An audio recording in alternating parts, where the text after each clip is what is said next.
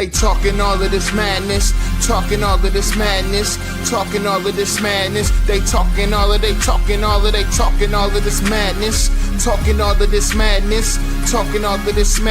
They talking all of this madness. What's up, everybody? You are watching, you are listening to the Matt Madness Network live on YouTube. I'm your host for that, Aylor and Lloyd. Clap it up.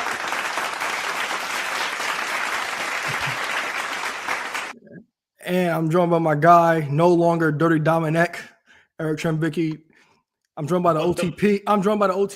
Eric Trembicki. Acknowledge original tribal Papa, but the blueprint is there. You can come up as well. Blueprint is there. It shall return. Okay, it'll come back, but as for now, you'll just be the OTP. All right, so Eric missed last week, so let's see what we got going on here. All right, so the Eagles are flying high. Beat that ass. What else happened? Halloween Havoc was fire. Not sure if you watched. Halloween Havoc was fire. JC Jane majority. Okay, JC Jane lost the women's and Kalai and Jordan turned heel. I told her she was the heel turn away, and it went perfectly on NXT this past week on television. So we took a week. Well, you weren't here last week. I didn't really watch anything else other than the advertised content, previewing Saturday night's main event, and I did not finish NXT except one match. But I thought Halloween Havoc, from everything I've seen, was fantastic. So what have you been up to? Oh, same shit, different day. I've seen nothing really mentioned what I watched a couple weeks ago, so it wasn't here last week. Pretty much same as you, just the regular advertised product. I don't think I saw all of last night's NXT. I did just finish Dynamite. Overall, decent show. Some normal production issues, which would just kind of show, one of the company's major faults, but building up to Blood and Guts, which comes in 2 weeks, and I believe Full Gear, which they set up a couple championship matches for that tonight. Did you watch any of what was the pay-per-view that just happened? Wrestle Dream? Oh, no, I think it was Wrestle Dream. No, it was. I did not watch it. Okay. I didn't. Okay, but I feel like you may be right now, but I don't think that's what it was. Okay, so whichever pay-per-view it was recently, I did watch the women's matches. So I went on my way to watch Chris Statlander and Toni Storm. I thought the match was really good, and then I also watched Mercedes immediately face Mina right after that, because I saw what happened when they were trying to build to the Chris Statlander and Mercedes match. And I'm looking forward to that at Full Gear, because it's also a rematch from last year's Full Gear as well. And now it's with Chris Statlander's Women's World Championship on the line. So I'm looking forward to actually seeing what's going to go with that. So we're staying with the AEW women to start the show. So last week, while I was recording, we got the AEW Women's Championship tag team title bracket. So in the first round, we're going to get Queen Aminata and Jamie Hayter. They're going to take on the Sisters of Sin. Willow and Harley take on Mercedes and Athena. Windsor Rio take on Tony and Mina, and Megan Bain and Ford take on Ty J. So I'll give me your thoughts first on this bracket, and who do you want to win and who do you think is going to win? Well, kind of like what we said a few weeks ago. I mean, I don't know, like if it was like a vacant tag titles, you throw 8 teams. I mean, I guess this makes sense for inaugural. I think the thing, what's going to make the most sense for the winner is obviously going to have to be a team that has history. I guess my natural want would be Anna Jay and Ty Mello. They're a team in this, right? Yes. Bottom right. And as much as everything else she may be doing be cliche, and I'm ready for her to drop one of the belts, I love the idea of Athena and Sasha and Mercedes going. Whether it be Mercedes winning her 13th belt and Athena getting a second. Just due to the connection they had when they faced each other in that tournament months back, I just think there's something really good there. But I really don't have a prediction per se. So for me, of course, I mean, we talked. Like you said, we talked about this, and we're kind of in the same boat. Like the tag team that's been a tag team the longest should win this, but I'm not sure if they'll actually get the shine out of that. But I do By the think way, they you will were right. advance. It was Wrestle Dream. Okay, thank you. So I do believe they will get to the semifinal round and beat Megan Bain and Penelope Ford, but I kind of say in the finals that it'll be Mercedes and Athena taking on Tony and Mina, because they got the stories with Mercedes taking on Tony Storm previously, and then recently taking Mina's ROH women's TV title. So I think that'll actually be the match that we actually get. Basically the four, I guess you could say, the four women that have been on top of the companies for the last couple years or so.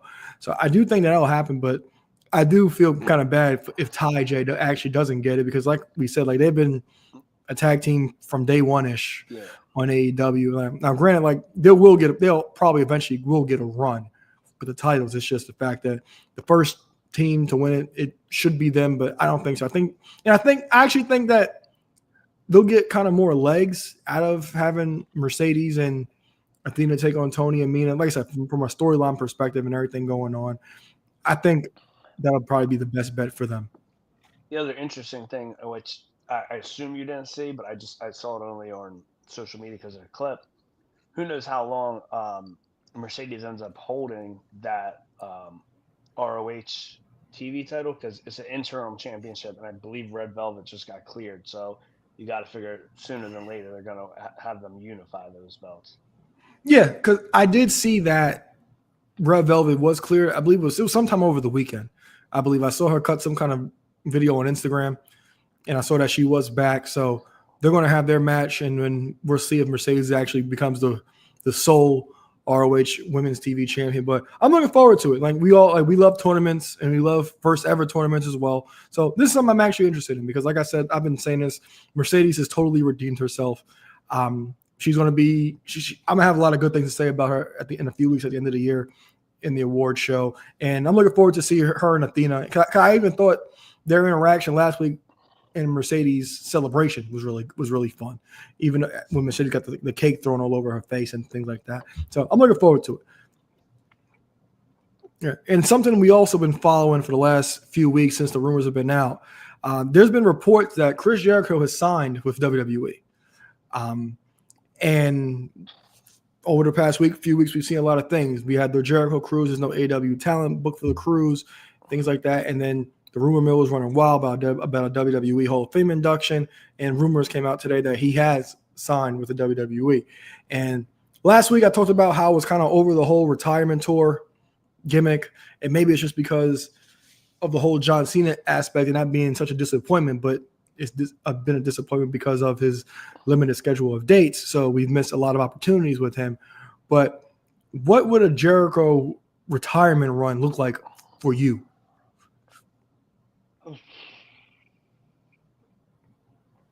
Just because I'm trying to be realistic, I don't think WWE operates this way. I think very, very short term. Like, I think he comes back, he's a surprise at the Rumble again, has a Mania moment, and retires. And whatever he can do in between. Touch the IC title for a record breaking 10 times. Make him a world champion one more time. Now, obviously, we have had guys like Dwayne, Taker linger around, Triple H linger around forever. However, this is just one of those weird things where Cena's X amount of years old. AJ's slightly older than him, I believe, but he's about to retire next year. Cena's retiring this year. Jericho's older than both of them. I know this whole age thing, but I don't know. I'd love, sure, give Jericho a final year. And, we have him and AJ going together for a year. I know AJ's a tag champion with Dragon Lee, but let's get Y2 AJ as a tag team champions. Um, I I don't know, and I love Jericho. I know a lot of people have been sour on him over the past 2 years. can't ignore what he's done for AEW, what he's done for WWE, for wrestling as a whole, what he's did for Ring of Honor for the last year. But I'd love to see him back home. I'd love to play the fucking hits. Let's get it all. He'll be back in WWE with long hair. Haven't seen that in forever. I want the old theme. I want the Ayatollah of rock and roll. I want, obviously, I want the list. I want somebody to get it. I look forward to it. I don't want to dwell on it too much. Cool, it's a rumor. I could see it going a couple ways. Obviously, I saw there was a rumor that WWE doesn't want to pay what he's getting paid AEW. Well, whether he goes there or not, I'd say cool. If he doesn't, sign for 1 year in AEW, make it your final run, retire, and then a year later, in 2027, WWE will call him to get his ring. So when I was thinking about it, you see how like John Cena had like a rogues gallery. I'm not sure what a Jericho rogues gallery looks like in today's WWE, because Shawn, like, I don't think he really had like really heated rivals in WWE, because like the one I put out there was Benoit, but of course he's not here.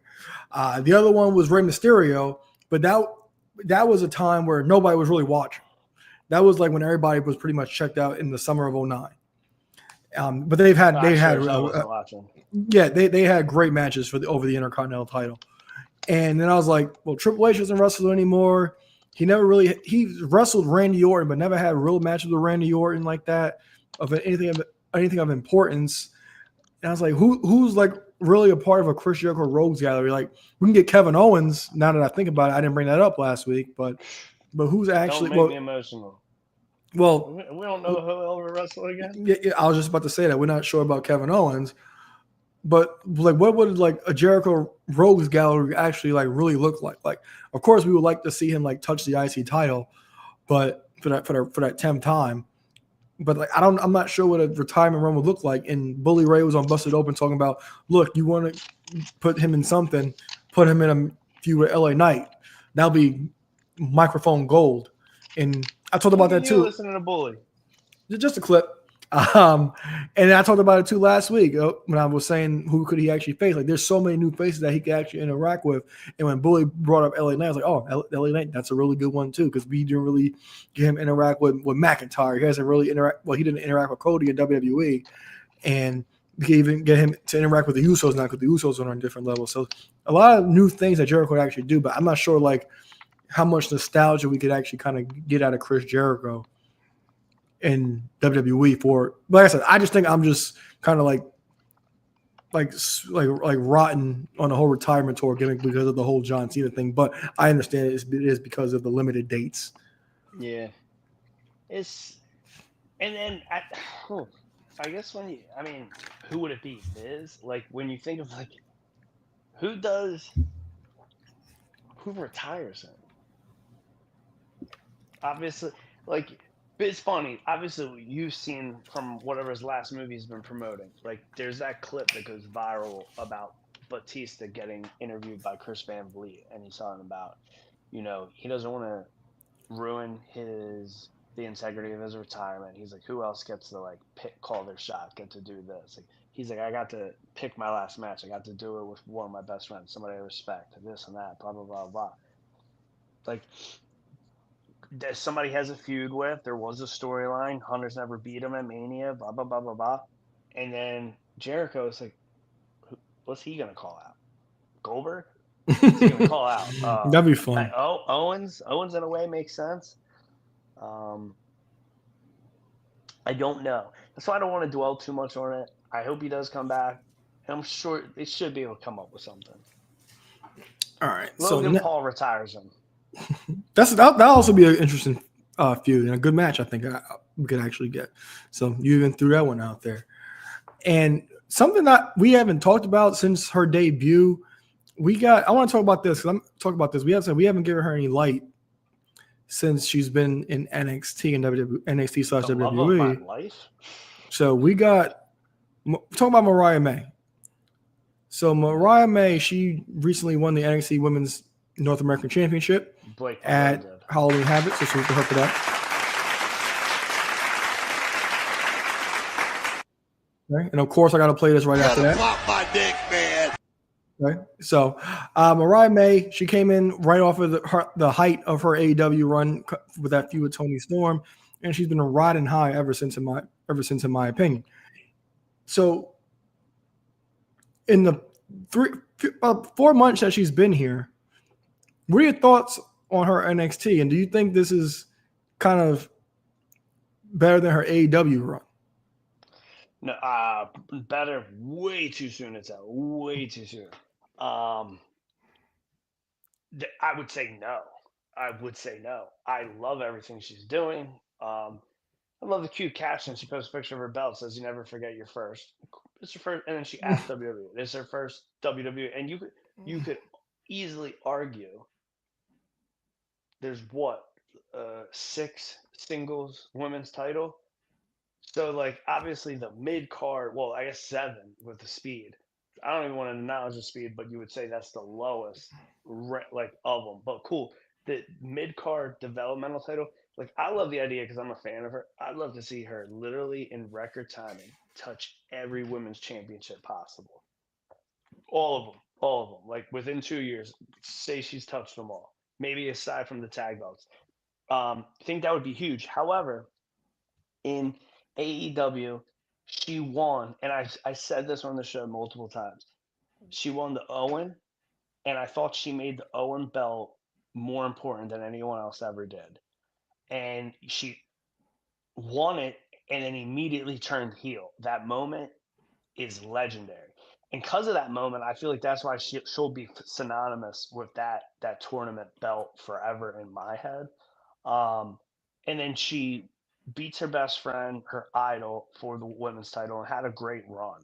So I think even with those 2 stats, and when she was cosplaying, she cosplayed Tony for months. I think I said on here 2 weeks ago about when I was just rewatching Sting's retirement.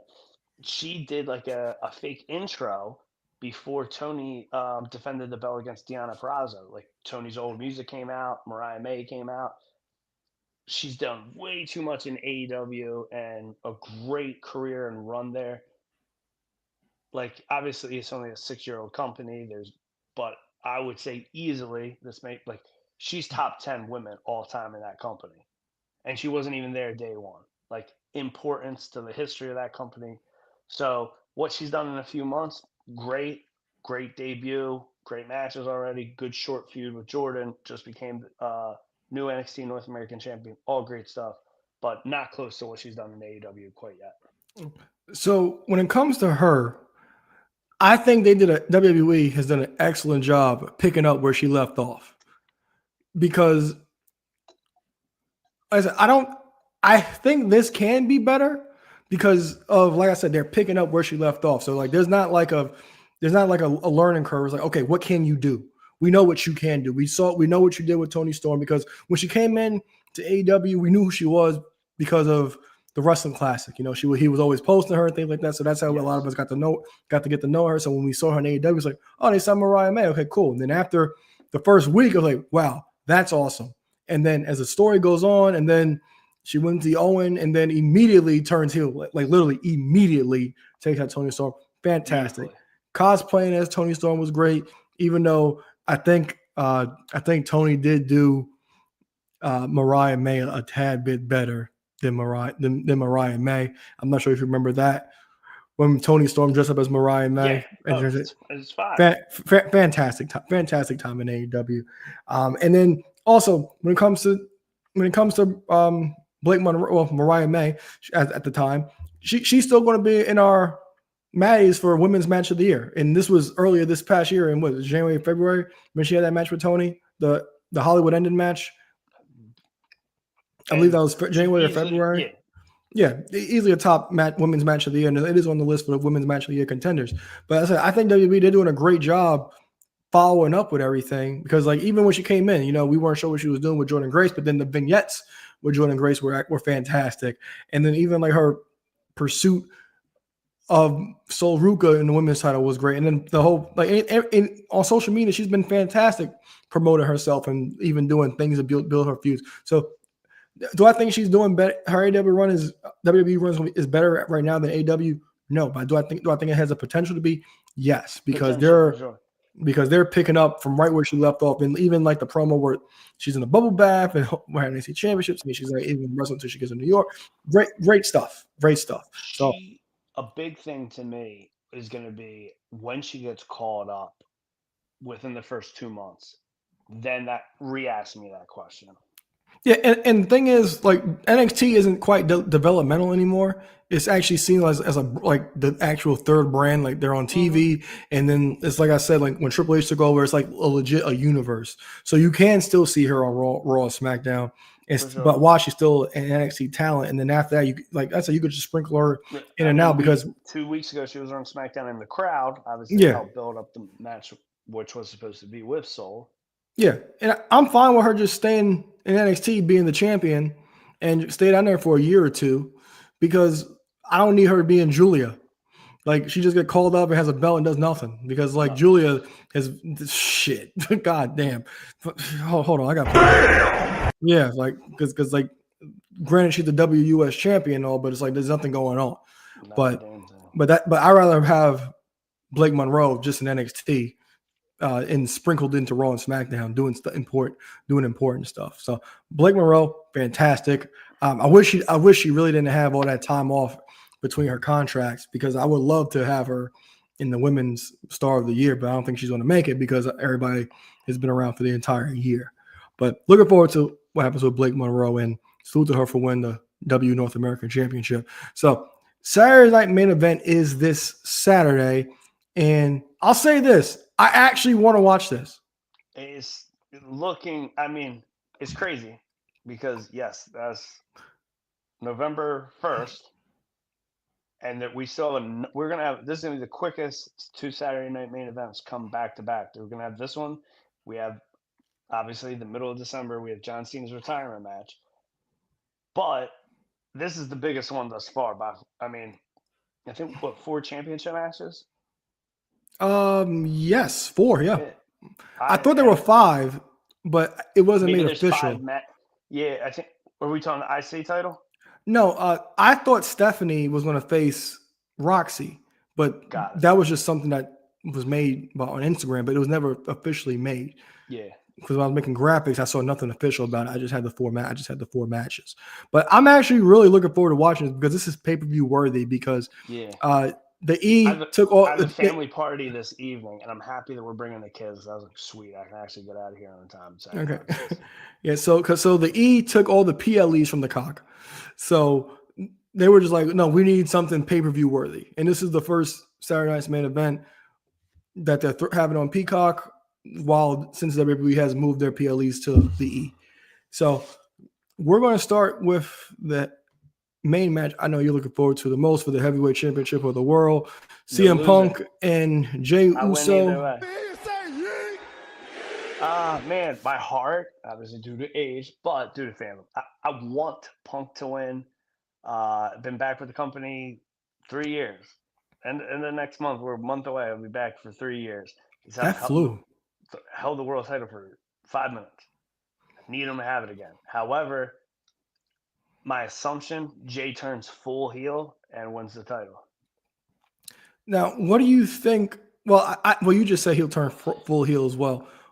How do you think they've been building the heel turn? Because like I said, we've been kind of talking about it and kind of saw it coming for a while now, but it seems like it's going to actually fully going to happen. So before I get my thoughts, what are your thoughts on how they build toward the potential of a Jey Uso heel turn? That's built up and not rushed. I also fucking internet nerds, losers. I don't get it. Obviously, everybody wants to talk about these YouTube counted likes, dislikes. I know, so he wins this battle royal. YouTube video gets crazy dislikes. It doesn't make any sense when every week when he comes out, the biggest pop all night is his entrance. Mm-hmm. He can say he's only an entrance. He can say, I'm tired of being called just only an entrant. He's bad on the mic. He's not Kenny Omega in the ring, but the guy can obviously go. He's obviously, used to being able to split the time in the ring 50-50. I just think the funniest thing, and it's like the Samoan curse, but very different with him because Jay's really been always loved. He when the Usos were bad, the fans still loved him. But he's single, he wins the IC title, and then he gets in the world title picture. Now all of a sudden people don't like him. This is like die Rocky die. This is Big Dog Roman for 10 years. Except so now, cool, we're kind of hating him. So what? They kind of dislike him for 6 months, 8 months, and then once he's fully healed, that's out the window. Everyone's gonna love him. So I almost want him to turn full heel just so it can be like, all right, cool. It's less of a combo, less of a thing, less of a note. But it's all exciting. Yeah. So what they did over the last week, well, this past weekend on Raw, I thought was great because all the Roman tidbits and like the times they've talked has also been a good add-on from my point of view. Oh yeah, for sure. Because I remember when the Battle Royal happened and he eliminated his brother and LA Knight at the same time. And I was like, look, the argument is easily going to be that, look, if it was me, you would do the same thing. And that's what he did. And when he met with his brother backstage, he said to his brother that, look, I got a lot on my plate and I don't need you. I don't need any more. Basically, I'm paraphrasing, but I don't need any more problems. And CM Punk, the promo with CM Punk, as the title of this episode is, how far are you willing to go? And I talked about last week that I think he's going to pull out every stop, including heel tactics, to win this match. And I think what's going to happen, his brother Jimmy's going to come out and stop him from doing one of these heel tactics to beat Punk, and that's going to cost him the match. And I think that's where a lot of this stuff kind of like spills over, where the full heel turn comes into play, and he turned on his brother and Roman potentially at Survivor Series, because like at the Clash and what was the last pay-per-view? Crown Jewel. He said, "Look, I don't want to see you guys till Christmas, but we already know we'll probably end up seeing them at Survivor Series and the War Games match for the whole family aspect." And I think that's where you potentially get the actual full heel turn in that match, with Jay turning his back on the family. So I am going to go with CM Punk to win the heavyweight championship of the world. And it's going to be because Jimmy tries to save Jey Uso from himself. Because even remember last time when Jay fought Roman at SummerSlam a few years ago, and Jimmy was the reason that he didn't beat Roman because he tried to protect him from himself. And I think that's going to come full circle because Jimmy's kind of like, I guess you could say he has morals to an extent or whatever. He's in no man's land. Yes. I guess he has like morals, and he's like trying to save his brother from himself. So, and I think we're actually good at that rematch between Jimmy and Jay, and it'll be a match way better than their WrestleMania match. So I am going with CM Punk to win the heavyweight championship of the world. Now, next we have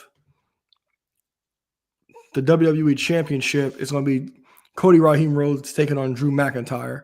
And I wanted to say this too at the top of the predict when we talked about how excited we were. This is like a show where I could feel like all titles change hands. And I don't know the last time that happened, but that'd be really exciting. Yeah. And Cody's reign this go around, like granted, he had another daughter, so salute to Cody for that. He also was filming Street Fighter 2 as well. So just rack up these reigns. You gotta get them up. Let's drop this strap. Yeah. So there hasn't been much substance for Cody in this reign. At most he fought Seth Rollins, but other than that, he's been intertwined with Drew McIntyre for this time. And Drew McIntyre, we've been saying for the last couple of years, has been excellent. And he needs his just due. So, what are your thoughts on this? Because I did enjoy the whole from the Cody bottom fighting. of my heart. I love both these guys. I know what you're saying. I enjoyed that little street fight they had. I care the least about this match. Really? Well, the least. I don't care that much about what Cody's doing because Cody's not really doing much. Exactly. This is more about Drew McIntyre because Drew McIntyre is somebody who needs his just due. And like I said, like when I see this, it's like, all right, I legit think that all 3 out of 4 titles can. We're crowning a new champion, well, but I like where you're going. I can see this being a title change here because Cody's been nothing. I'd love to see. I'm cool with 3 out of 4 new champions being crowned. and we'll get to the fourth later. But yeah, Cody, let's get a fresh coat of paint on you. Let's drop the strap and have a challenge. Get you out of the picture. Challenge for it at the Rumble. Win it back then. Give Drew a couple months. I don't know. Fresh. We need fresh. Shake it up. Yeah, I'm gonna go with Drew as well because I said I think he deserves it. And Cody, he needs a refresh. And like I did thought that he showed a lot of edge in the match that they had where he got disqualified when Jacob Fatu got taken out. Because I'll always pop somebody wrestling in slacks or a suit. I'll always pop for that. So I did really like that a lot. But that was the most substance we got at Cody in the longest time. Even through like the whole John Cena stuff, we didn't get a lot of like emotion out of Cody. You know what his favorite Jennifer Lopez movie is? What? Enough. All right. Have I seen that? I don't even think I have, but I like die. It's like every week that enough. All I remember is the poster. That's it. I remember the poster. I don't think I've seen the movie. I remember the trailer. Yeah, I remember the poster because it was like in one of the WWF magazines. So I remember the movie poster. That's about it. Other than that, I don't remember nothing about it. I don't think I've seen the movie. All right. So we talked about title changes here, and I think this is we're 100% getting this one. Tiffany Stratton defended her women's championship against Jade Cargill. And I'll say this. That's the former TBS champion, Jade Cargill, right there. Yeah, and I'll say that. And I'll say this. The storm has finally arrived. We finally got Jade turning heel. And we've talked about this for months during this whole thing. This has been absolutely nothing. I've shitted on Hunter for this for months because, like I said, this is not. I don't even want to call this frenemies. There was nothing really happening at all when it came between these two, and they've been feuding since pretty much essentially SummerSlam, and nothing. Even when we predicted this for SummerSlam, you weren't here, but me and John talked about it. It was nothing. And then the triple threat match. I mean, the match on SmackDown, good match, but not much to go off of either. And then I'm kind of echoing the same thing I said when I predicted that match. But go ahead. At the end of the day, the main thing, and I feel, and like I like Tiffany. I hate that this is like an actual feeling. Like her cash-in to me was awesome, but it's crazy. Like I think she's reigning like right now, and I guess this doesn't include like that gold WWF WWE Women's Era and Divas title. I don't know. I think. But like they're touting that Tiffany's now like the third longest women's champion of all time. And I'm like, really? Like I remember her winning, but I just feel like this cool, she has defended it, but like what? I feel like against like the same four people for a year. Like it's been Jade, Nia, Jade, Nia, Jade, Nia. There's someone else in there, I think, but it's just like I'm over it. Yeah, pretty much. Other than that, it was like Charlotte and Trish. Because she fought Trish at Evolution, and she had the Charlotte match at WrestleMania as well. But other than that, it's essentially pretty much been pretty much one-off. Nothing really to sink your teeth into. And also, there is nothing about Jade that screams face. So it's about damn time, Hunter. So I guess it really and I was trying to think about my words before I said this. I was like, I kind of, in a way, like instantly, I'm like, man, I don't like if she's been here close to 30 years, and it's like, what did we get from her babyface run? Well, I wouldn't say we got nothing. Her and Bianca as faces together, like they did something for the tag division for sure. It was a good look, and she got to have 2 reigns as tag champion. So shout out to that. We got that from her as a babyface. Yeah, that was fine. I was fine with that, but like, there's nothing about her that screams like face. That's natural heel. Oh yeah, that's to get you. But we already know how we feel about Lord have mercy. Yes, and when she does win I'll say this too. I think this is kind of going to be the spearhead to get to her and Bianca, because Bianca will probably be ready around WrestleMania, close to Royal Rumble season. So we're going to end up getting that story because. Remember at Evolution after the match with Naomi, Bianca just raised her hand and dipped. And we never got any interaction really between those two. There haven't been any words spoken between those. So that's what I think that's what I think this is going to propel Jade to. And they're also like playing some injury angle with Tiffany as well. And I think that's going to be like the demise of her reign. Like they're going to play the injury into the story in the match, and that's how Jade actually does win. And when Jade does win, I just need after she raises the belt one time, please. Just one time. Who the hell told you tonight was open mic night, bitch? Just one time for the culture. So I'm going with Jade Cargill to finally beat Tiffany. I'm assuming you're going to sing. 1,000%. Okay. All right. So the final match is going to be a triple threat match for the IC title. Dirty Dom, formerly Dirty Dominic, will defend his Intercontinental Championship against Penta and Rusev. What do you got for me? Because this is actually pretty fun. And This is fun. I'll take this. Love this match. I love what they've been doing on Raw. It's been exciting stuff. The matches have delivered. The championship matches, the number one contenders matches. Early prediction.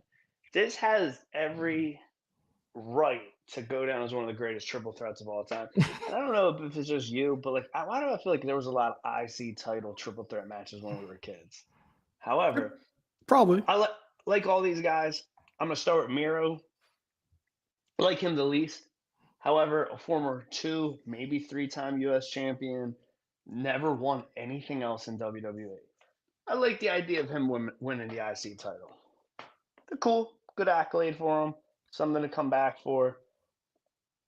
Much more than I would like to see him win it, I'd like to see my guy Penta, who debuted in WWE on January 6th. I'd love to see him get his first taste of gold. I'd love for him to be the new Intercontinental Champion. And with both these guys already challenging for the title at least 2 times, if not more, I could see a title change. Me being a mark, and I think it's going to be at Survivor Series, Dom versus Cena. I'd love for Cena to be winning the belt, but I do think Dom loses the belt because he's facing Cena. And there was a little teaser. He was driving and he posted a picture of his radio listening to John Cena's rap album today. So I'm going to give it to my boy Penta. I hope Penta takes the belt. I am completely fine with us getting a new world champion, a new WWE champion, a new WWE women's champion, and my doppelganger retaining the Intercontinental Champion. But if he's got to drop it, Cero Miedo, Penta's my prediction.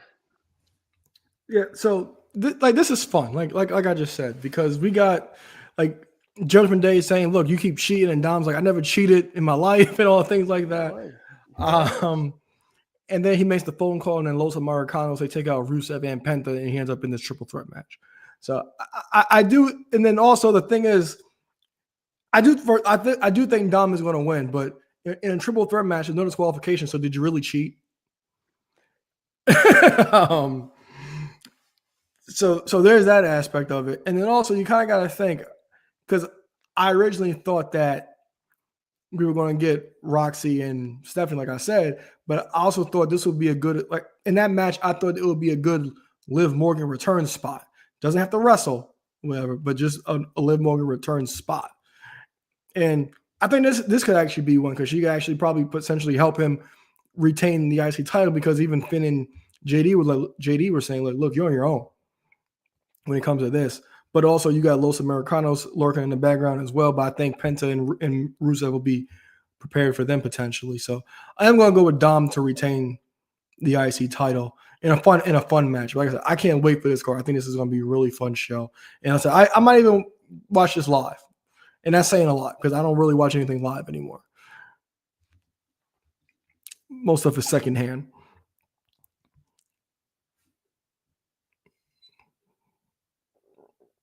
Did I lose you?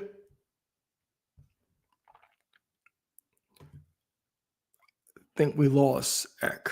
Might have froze on me. Think we lost Eck. All right, let me see something. So that is it for Saturday night's main event, guys. Like I said, I'm looking forward to the show. Can't wait to review it. And there's a few things that I'm at, like, for the rest of the year. We pretty much got everything planned out. So I'm looking forward to the rest of the year as well. Like, we got a Survivor Series top 10 list. We're going to have a John Cena top 10 list. And then, of course, the Maddie Awards. And we'll, of course, review and preview Survivor Series. But it's going to be a fun end of the year for the podcast. But Also, thanks for all the new subscribers. Thank you for everybody for listening, subscribing, commenting, anything for the algorithm. Really does. I really do appreciate it. Since I'm getting the hang of this YouTube thing, I really do. I said I am waiting to see if I can get Eric back on screen, but if not, I will probably end up ending the stream if I can't get him back.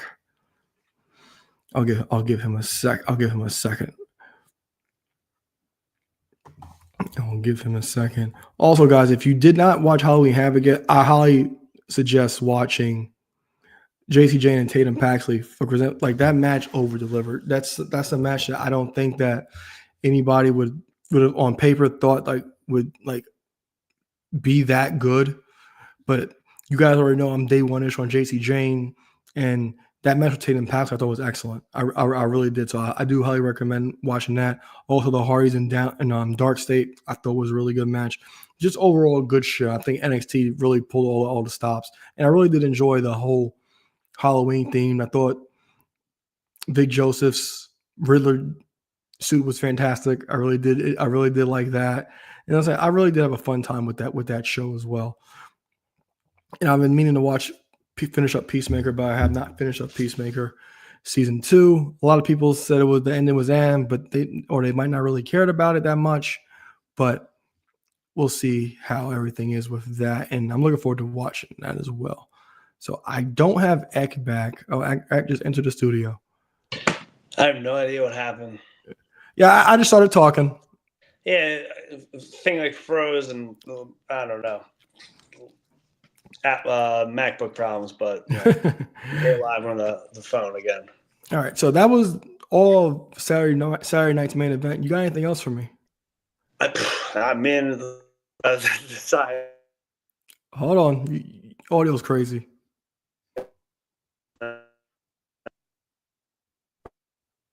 Years. I think this is the first time we've ever said that. What was that? I didn't hear anything you said. Your audio went wild. Oh, story of my life. I was just saying, I'm looking forward to Saturday night's main event. As far as I know from our history reviewing anything in this podcast, and especially Saturday main event, I think this is our first time saying we're excited for it. Yeah, the first one I did watch live. I thought the first one was really good because I believe that's when Cody had the winged eagle for the first time when he came out with the winged eagle and Owens stole it. Yes. Yeah, so that was something that we were looking forward to. It was a one-time, high. It was basically like David debuts Sunday Night Heat. The first one's good, and then downhill after that.